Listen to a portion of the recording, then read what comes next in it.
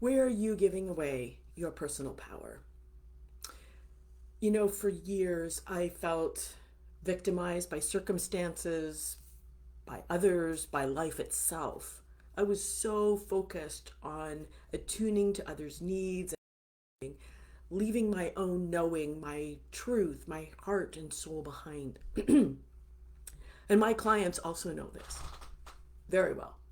They are living their lives according to the expectations, wishes, and desires of those around them.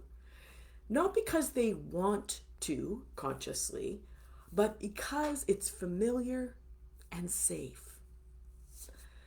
The truth is, when we give away our power, we are actually giving away our own locus of life, the point at which we can live our lives fully,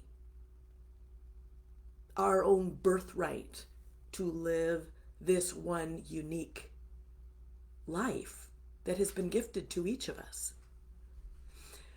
And so you might, like anything, there's a spectrum of giving away our power. And just, I want to comment for a moment on the power issue. We hear a lot about empowerment and personal power. I think about power in the frame of our truth, our knowing, our wisdom. Some people would call it our heart, our soul. That's what I'm talking about. And there's a spectrum, right? There's the spectrum of one end, which is I'm completely victimized. I've got nothing. I'm done. And then there's all the way to where there's maybe a part of our life where we see a habit, a pattern that we do over and over again, where we don't have our own back, where we give our power away. Leave ourselves behind is another term that I would use. So what are the common symptoms of giving our power away? Anger. Anger often seems to pervade. It feels like it's sort of present all the time.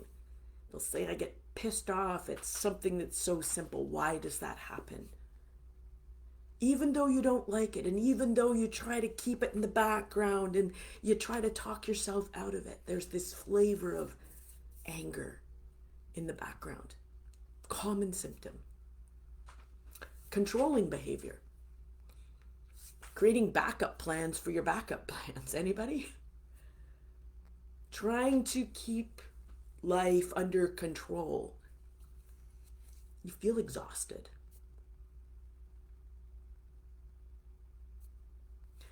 Feeling like you're dividing yourself up into a million pieces, caring for others and trying to keep chaos at bay. These are some of the symptoms, and they make sense. They make sense because it is the way we've learned to not fall prey to, not dive into victimhood, right? Not to dive into that dark place. We've learned how to do our life to survive. So when I ask my clients, okay, what do you want instead? This is what they're feeling. What do you want instead? And what they say is, I want to be free. I want to feel free. If this wasn't part of my life, I feel free. They want to feel happy, at peace, energized, fulfilled.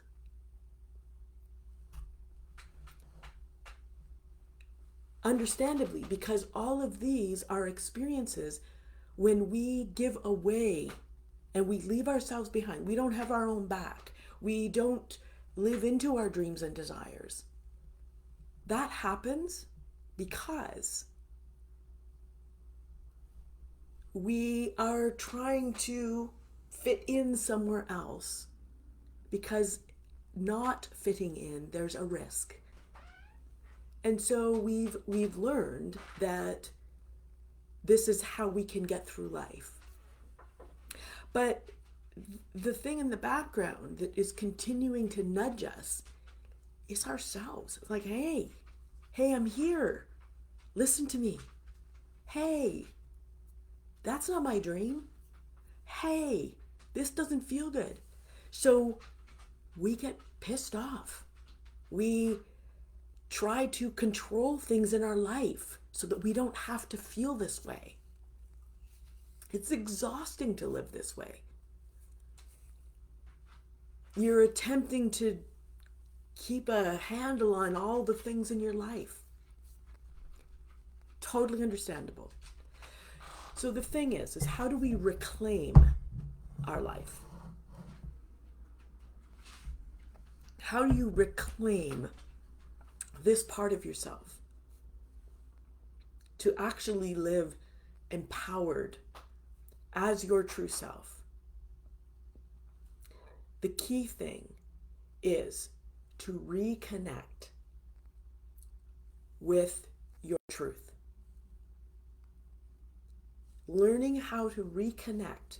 It's not that this part of you, your truth, is gone or lost. It's just that over time you've lost connection with it. And it's totally here. It's always been here in your life. It's just a matter of reconnecting. And when you reconnect, practicing choosing you first. And this sounds simple, and it is simple, but what makes it hard and complicated is we bump into fear at this juncture. When we think about choosing us, our dreams, our desires, of not doing what we've always done, doing something different, we bump into fear.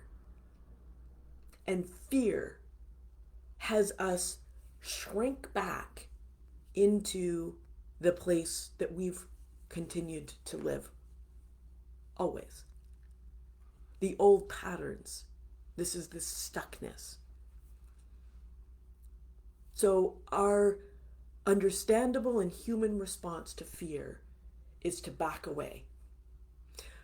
But if you're listening to this, there's something in you that's calling you to be free from that. And it's totally possible to meet fear and go beneath, locate yourself, claim you, claim your dreams and your desires, and move forward. To choose you. This is the work that I do with clients. Together we meet fear. You develop relationships with parts of yourself that you don't like. We locate the sticky beliefs deep underneath that are the source of this self-abandonment. And we allow them to dissolve. You explore and reacquaint yourself with the truth of who you are. You see her beauty. You know in your bones that you have to choose her because really it's all you've got. You move from fear to freedom.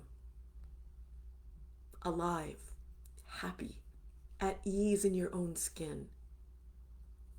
Your dreams and desires become accessible, and you take steps to fulfill them.